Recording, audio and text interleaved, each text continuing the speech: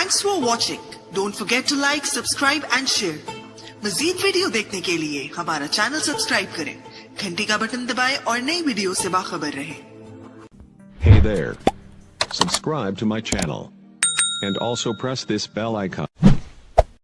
گیا سب توتیاں تھیں خوشنما، کہتی تھی نعت مصطفیٰ بلغ العلا بکمالہ،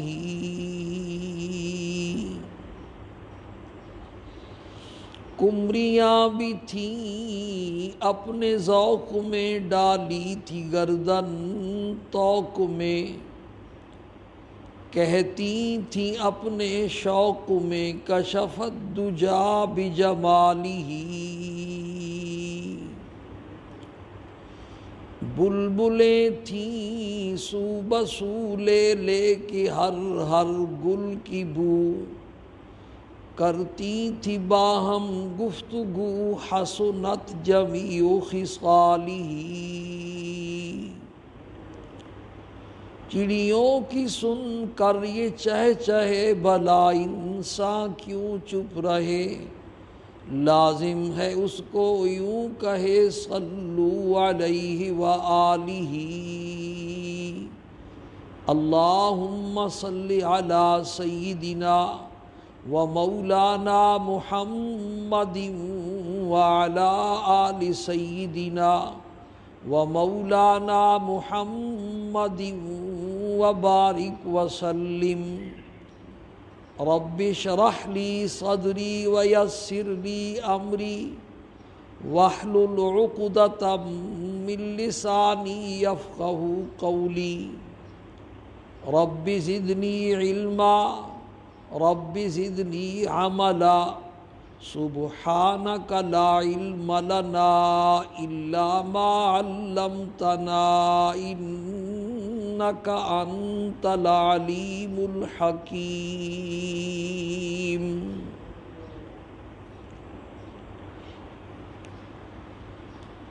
میرے واجب الاحترام دوستوں اور بزرگوں،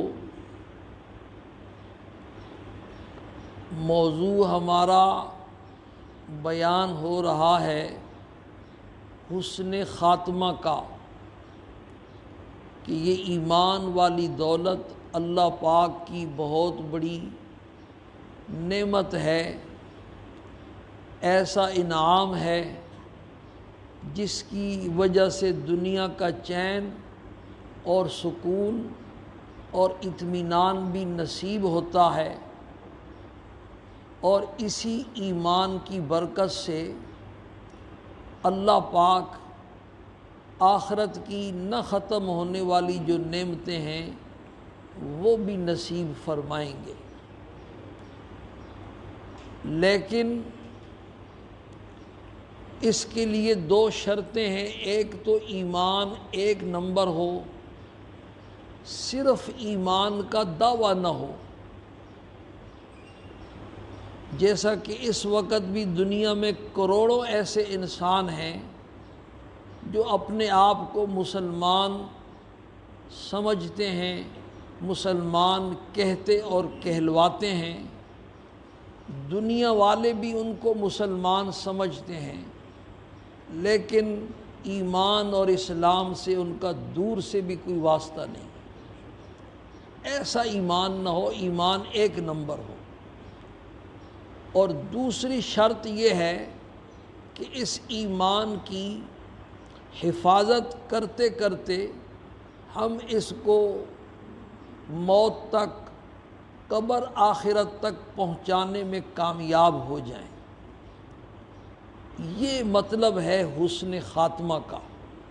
اگر ایمان تو ایک نمبر ہے، لیکن موت سے پہلے پہلے شیطان نے گمراہ کر دیا، کسی کے جال میں پھنس گیا اور ایمان سے پھر گیا، ایسے گمراہی والا عقیدہ اختیار کر لیا، ایمان کوئی ایسی گوند نہیں ہے جو ایک دفعہ چپکا دی جائے تو بس چپک گئی ہے، گوند بھی چھڑانے سے کیا ہوتی ہے، چھوٹ جاتی ہے۔ تو یہ بھی کبھی کبھی آدمی ایسے منہ سے بات نکال دیتا ہے کہ اس بات نکالنے کی وجہ سے بندہ کافر ہو جاتا ہے، بیوی نکاح سے نکل جاتی ہے، جتنے نیک اعمال ہوتے ہیں وہ سارے ضائع اور برباد ہو جاتے ہیں۔ اس لیے کئی دفعہ عرض کیا کہ یہ جو دین کی سمجھ ہے نا، یہ دین کی سمجھ اللہ پاک کا بہت بڑا انعام ہے،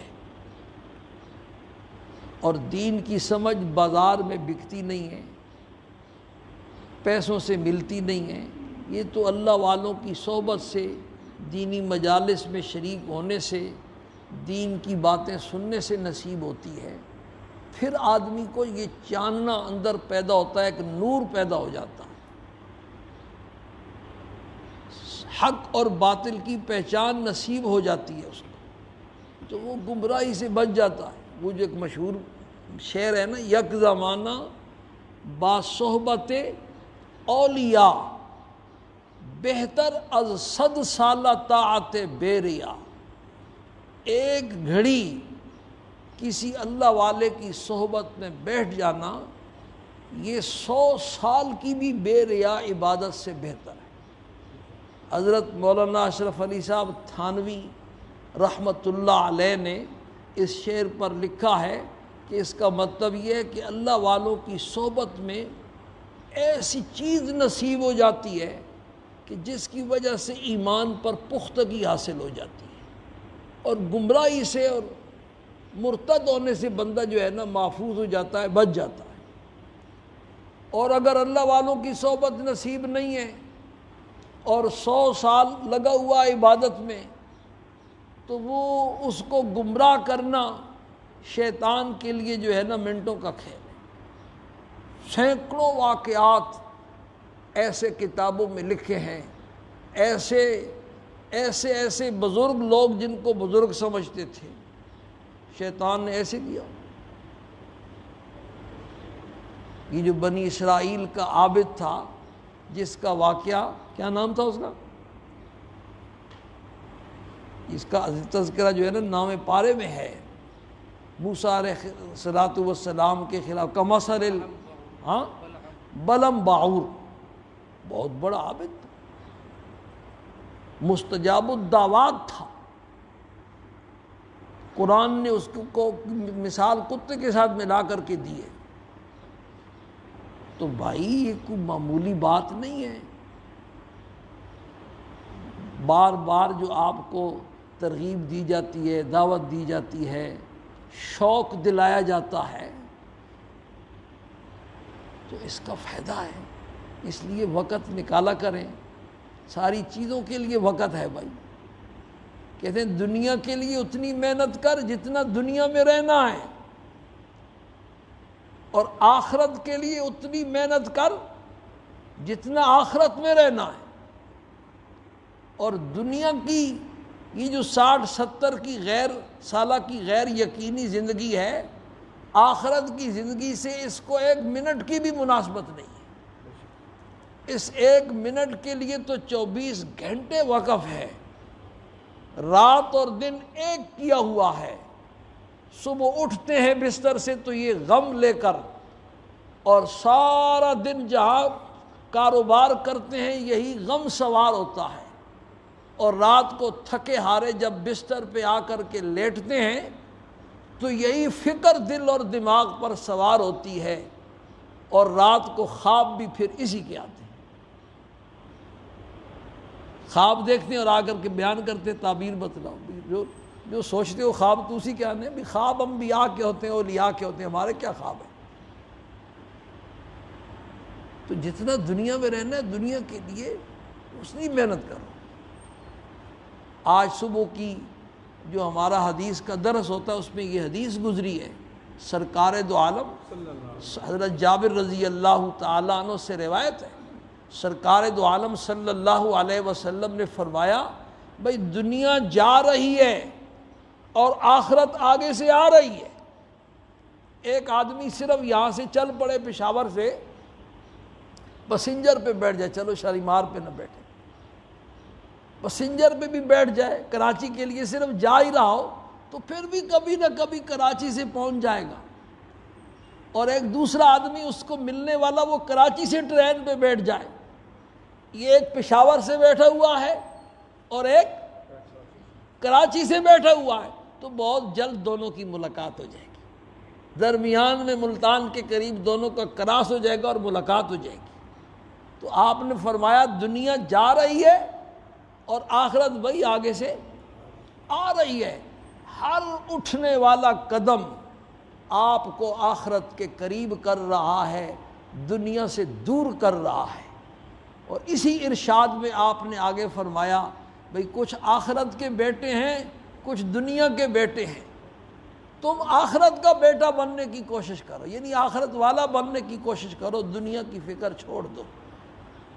آج یہ دنیا دار العمل ہے، کوئی حساب نہیں، کسی کو کچھ پتہ نہیں تم کیا کر رہے ہو، راتیں تمہاری کیسے گزر رہی ہیں، دن تمہارے کیسے گزر رہے ہیں، خیالات تمہارے کیسے ہیں دل اور دماغ میں، اور کل جو ہوگا نا وہ پھر یوم الحساب ہوگا، حساب کا دن ہوگا، وہاں تم چاہو گے کہ ایک سجدہ کر لوں، آج میں ایک سجدہ کر لوں، ایک دفعہ سبحان اللہ کہہ دوں، اس کا موقع پھر نہیں دیا جائے۔ تو میرے دوستوں اور بزرگوں، یہ جو بار بار ہم زور لگا رہے ہیں، آپ کو شوق دلا رہے ہیں، ترغیب دے رہے ہیں، آپ کی توجہ ہی نہیں ہے، بالکل ادھر خیال ہی نہیں ہے۔ اگر مسجد میں آتے بھی ہیں تو تب بھی ایسے بیان ہو رہا ہوتا ہے، اب میں پورا ہفتہ سوچتا ہوں کیا بیان کروں گا، صبح 10:30 بجے آ کے بیٹھ کر کے سوچتا ہوں اے اللہ کو دل میں بات ڈال بیان کروں، کیا بیان کروں گا، اور آپ آ کر کے ایسے بیٹھ جاتے ہیں۔ کبھی بینک میں پیسے لینے کے لیے بھی جا کے ایسے بیٹھے ہیں، وہاں تو قطار میں لگتے ہیں۔ آج ہی مجھے ایک دوست نے بتایا یوٹیلٹی سٹور پہ چند روپے چینی سستی ملتی ہے، چند روپے گھی سستا ملتا ہے، وہاں لائن لگی ہوتی ہے، اس لیے کہ دنیا کی قدر ہے، دنیا کی وقت دل میں بیٹھی ہوئی ہے، اور دین کی قدر نہیں، دین کا کوئی شوق نہیں۔ یہ دین ایسا قیمتی ہے، نبی کے خون کا ایک قطرہ اتنا قیمتی ہے کہ ساری کائنات کے انسانوں کا خون اگر جمع کر کے ایک پلڑے میں رکھ دیا جائے اور دوسرے پلڑے میں پیغمبر کے خون کا ایک قطرہ ہو، تو ساری انسانوں کا خون وہ پیغمبر کے خون کے ایک قطرے کا مقابلہ نہیں کر سکتا۔ لیکن اللہ کا یہ دین اتنا قیمتی ہے کہ کئی انبیاء علیہم السلام اس دین پر قربان ہو گئے۔ 70 نبی بنی اسرائیل نے ایک ایک دن میں قتل کیے۔ قرآن نے کہا وَيَقْتُلُونَ الْأَنْبِيَاءَ بِغَيْرِ حق، وہ نبی کیا تھے؟ انسان تھے، بیوی بچوں والے تھے، والدین والے تھے، بہن بھائیوں والے تھے، جیسے ہمیں تکلیف ہوتی ہے ان کو بھی تکلیف ہوتی۔ 70 نبی ایک ایک دن میں قتل ہو گئے۔ حضرت زکریا علیہ السلام کے سر پہ آرا رکھ کر کے 2 ٹکڑے کر دیے گئے۔ ان کا بڑھاپے میں ملا ہوا نوجوان بیٹا حضرت یحییٰ علیہ السلام ان کا سر کاٹ کر کے ان کے سامنے لا کے رکھ دیا۔ یہ کس لیے ہے بھائی؟ وہ حکومت چاہتے تھے، اقتدار چاہتے تھے، وزیر بننا چاہتے تھے، صدر بننا چاہتے تھے؟ صرف دین کے لیے اللہ پاک کی طرف ان کو کیا کرتے تھے؟ بلاتے تھے۔ اور پھر 2 جہانوں کے سردار کا خون، جب ایک نبی کے خون کا یہ حال ہے تو 2 جہانوں کے سردار جو سارے نبیوں کے امام، سارے نبیوں سے شان میں اونچے، ان کے خون کا کیا حال ہوگا؟ مکے کے چوک میں پتھروں کی بارش برس رہی ہے اور آپ کی صاحبزادی پانی کا پیالہ لائی ہے، آپ نے پانی پینے کے لیے پیالہ جو ہے جب منہ کے ساتھ لگایا تو پانی کا رنگ جو ہے وہ خون سے سرخ ہو گیا۔ طائف کے بازار میں آپ کا خون جو ہے بہتا رہا، احد کے میدان میں خون تھمنے کا نام نہیں لیتا تھا۔ یہ دین اللہ کو بڑا پیارا ہے۔ حدیث شریف میں اگر دنیا کی قیمت اللہ کے ہاں مچھر کے پر کے برابر بھی ہوتی تو اللہ پاک کافر کو پانی کا ایک گھونٹ بھی نہ دیتے، جس کی قیمت اللہ کے یہاں مچھر کے پر کے برابر بھی نہیں ہے، وہ بغیر سارا دن لگانے کے، سارا دن محنت اور مزدوری کرنے کے وہ کچھ بھی نہیں ملتی۔ تو یہ دین جو اللہ کا اتنا قیمتی دین ہے، یہ بغیر محنت کے، بغیر طلب کے، بغیر شوق کے، بغیر کسی ترغیب کے، بغیر ہمارے چاہنے کے ہمیں یہ دین مل جائے گا؟ ای خیال است و محال است و جنون۔ قرآن نے کافروں کو خطاب کر کے کہا ہے انلزمکموہا وانتم لہا کارہون، کیا یہ ہدایت ہم تمہارے پیچھے سے چپکا دیں اور تم اس کو ناپسند سمجھ کر کے بھاگ رہے ہو؟ یہ اتنی گری پڑی چیز نہیں ہے کہ جو نہ چاہے اس کو بھی ہم ہدایت دے دیں۔ یہ تو بھائی نبیوں کے خاندان والے، نبیوں کے والدین، نبیوں کی اولاد، انبیاء کی اولاد، ان کے لیے انبیاء دعائیں مانگ رہے، اور اللہ نے ان کو بھی ہدایت دی، اس لیے کہ ان میں طلب نہیں تھی۔ جو چاہتا نہیں ہے اس کو ملتا نہیں ہے۔ اللہ یجتبی الیہ من یشاء ویہدی الیہ من ینیب۔ اللہ پاک ہدایت اس کو دیتے ہیں جو تھوڑی سی انابت دکھاتا ہے، جو تھوڑا سا رجوع دکھاتا ہے، جو استغنا دکھاتا ہے، مجھے کوئی ضرورت نہیں، تو اللہ کی ذات تو سب سے زیادہ بے نیاز ہے بھائی، اس آپ کو ضرورت نہیں تو ہمیں کیا ضرورت ہے بھائی۔ اس لیے میرے دوستوں اور بزرگوں، ہوش میں آؤ، یہ وقت گزرتا چلا جا رہا ہے۔ تو یہ ایمان یہ بہت بڑی دولت ہے، لیکن پہلی شرط یہ ہے کہ یہ ایک نمبر، اور دوسری شرط یہ ہے کہ اس کی حفاظت کر کے اس کو قبر آخرت تک اور موت تک ہم پہنچانے میں کامیاب ہو جائیں۔ اگر راستے میں یہ دولت لٹ گئی، شیطان نے اغوا کر لیا، یا شیطان کے کسی ایجنٹ نے کوئی ایسی بات دل اور دماغ میں بٹھا دی جو قرآن و حدیث سے، قرآن و حدیث کے عقائد سے، نظریات سے ٹکراتی ہے، غلط کسی نظریے کا حامل ہو گیا، تو بس یہ ایمان گیا۔ تو ایمان کو موت تک بچا کر کے لے جانا، اسی کا نام کیا ہے؟ حسن خاتمہ۔ حضرت تھانوی رحمۃ اللہ علیہ کے پاس ایک آدمی آیا اور اس نے اپنا بیٹا بھی ساتھ لایا، اور آ کر کے کہنے لگا حضرت یہ میرا بچہ جو ہے نا یہ نماز نہیں پڑھتا ہے، میں تو اس کو سمجھا کے تھک گیا ہوں، آپ بزرگ ہیں اس کو کچھ نصیحت کریں تاکہ یہ نماز پڑھنے والا بن جائے۔ ایسے بھی والدین ہیں کہ جن کے دلوں میں یہ فکر ہے کہ ہمارا بچہ نماز کیوں نہیں پڑھتا بھائی، ہمارے دل میں تو ہمارا بچہ سکول کیوں نہیں جاتا، ٹیوشن کیوں نہیں جاتا، دکان پر کیوں نہیں جاتا، کام کرنے کے لیے کیوں نہیں جاتا، اس کی فکر تو ہے، لیکن بچہ نماز نہیں پڑھتا اس کی فکر نہیں۔ سرکار دو عالم صلی اللہ علیہ وسلم نے ارشاد فرمایا، اللہ اس والد پر رحم فرمائے جو اپنے گھر میں کوڑا لٹکائے رکھتا ہے۔ کوڑا لٹکانے کا مطلب یہ نہیں ہے کہ لگاتا بھی ہے، کوڑا لٹکانے کا مطلب یہ ہے کہ بچے ڈرتے ہیں کہ کبھی اس کی نوبت بھی آ سکے، ڈانٹ ڈپٹ کرتا رہتا ہے، اور کبھی ایسے ہاتھ بھی اٹھا لیتا ہے، اور بہت زیادہ گڑبڑ کرے تو کبھی کبھی کوڑا اتار بھی لیتا ہے۔ تو بھائی بچوں سے پیار تو ہے، لیکن ان کی صرف دنیا بنانے کی فکر نہ ہو، آخرت کی فکر۔ 7 سال کی عمر کا بچہ ہو جائے تو اس کو نماز کا کہنا شروع کر دو، اور 10 سال کی عمر کو پہنچتا ہے اور نماز نہیں پڑھتا تو اس پر اس کو مارو، یہ حدیث کے الفاظ ہیں۔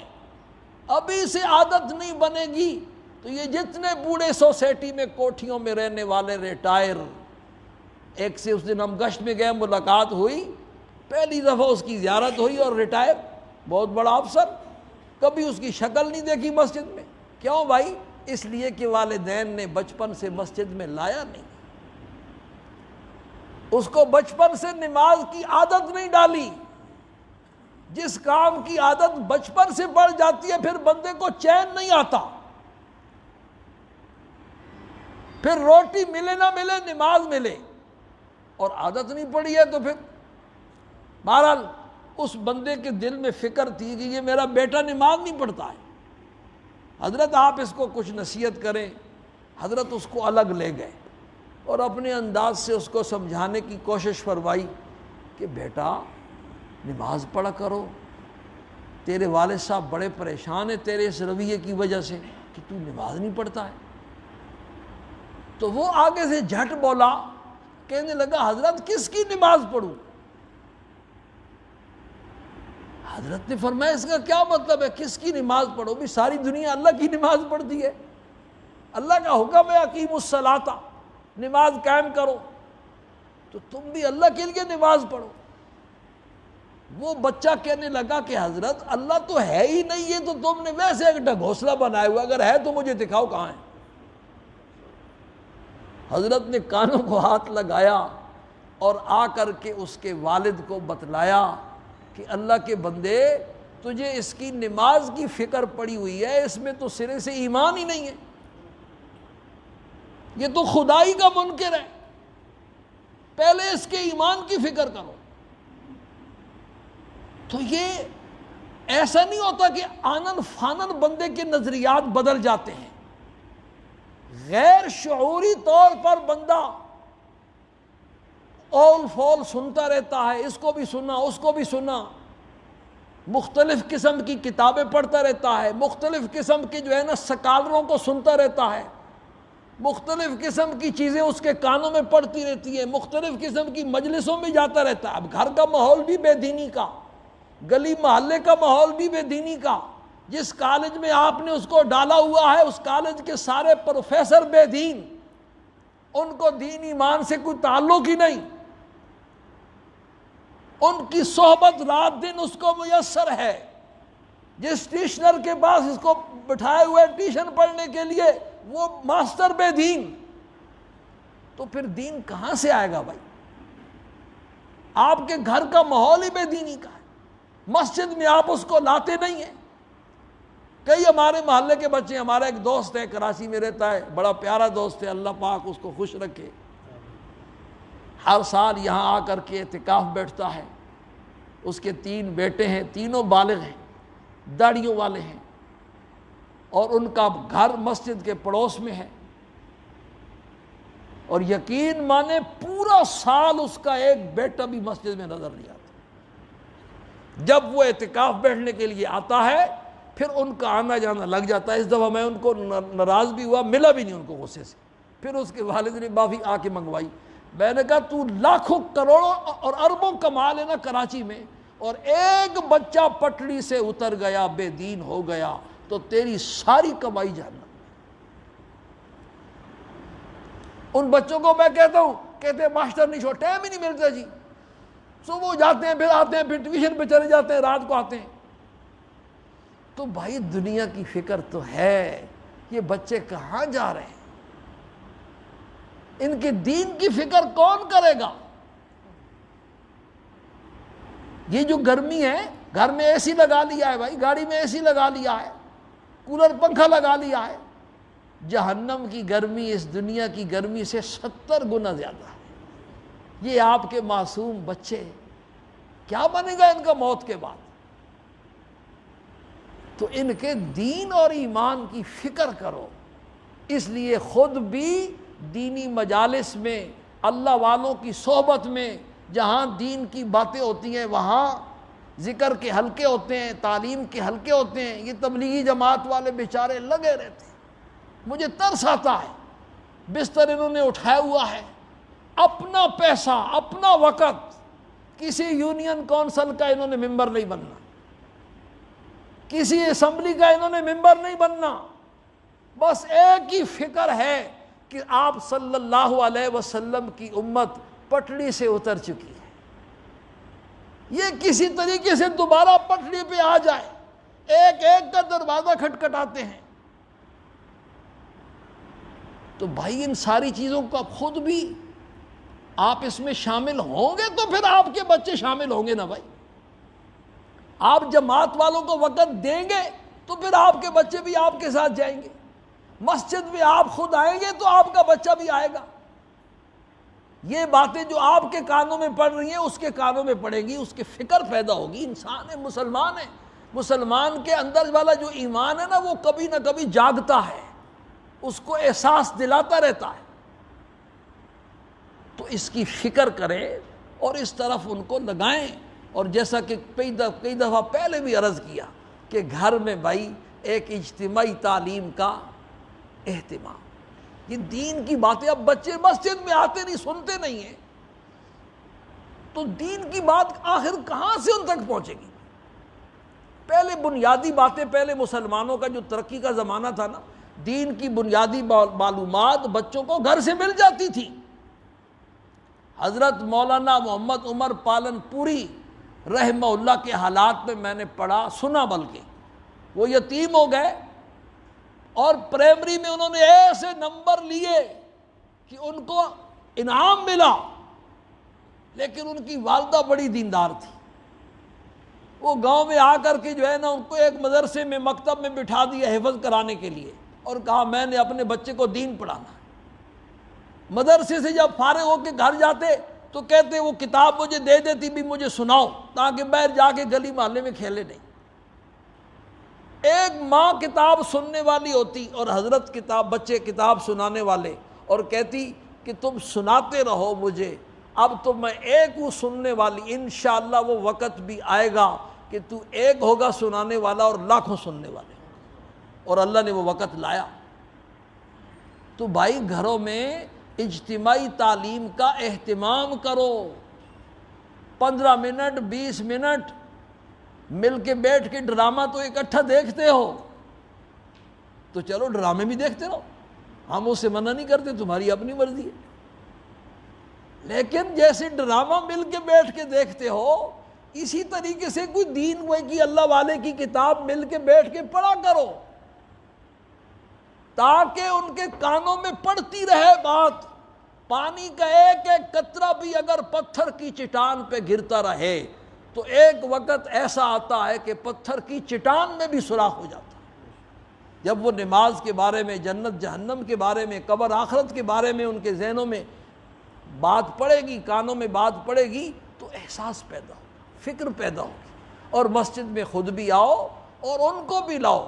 ہفتے میں فجر کی نماز کے بعد روزانہ 2 منٹ 3 منٹ کی بات ہوتی ہے، ایک حدیث شریف ہوتی ہے، اور عصر کی نماز کے بعد جماعت والوں کی روزانہ تعلیم ہوتی ہے۔ اور میں عالم ہوں، 60 سال میری عمر ہوگی پڑھتے پڑھاتے، میں جب بھی تعلیم میں بیٹھتا ہوں کوئی نئی بات مجھے نصیب ہوتی ہے، اس میں جڑنے کی کوشش کرو، بچوں کو بھی جوڑو۔ ہفتے میں پیر اور منگل، وہ 3 دن مغرب کے بعد 15-20 منٹ کا قرآن کے پاک کا درس ہوتا ہے، اس میں خود بھی آؤ اور اپنے بچوں کو بھی لاؤ۔ جمعے والے دن 12:20 سے لے کر کے 1 بجے تک 55 منٹ تک بیان ہوتا ہے، اور میں 10:30 بجے سے آ کے بیٹھ جاتا ہوں، آپ حضرات کا انتظار کرتا رہتا ہوں، آپ جو ہے نا آتے نہیں ہیں۔ تو بھائی یہ ساری چیزیں کہاں سے آپ سیکھیں گے؟ یہ خوش قسمتی آپ کی کہ محلے میں مسجد ہے اور مسجد میں یہ کام ہو رہا ہے۔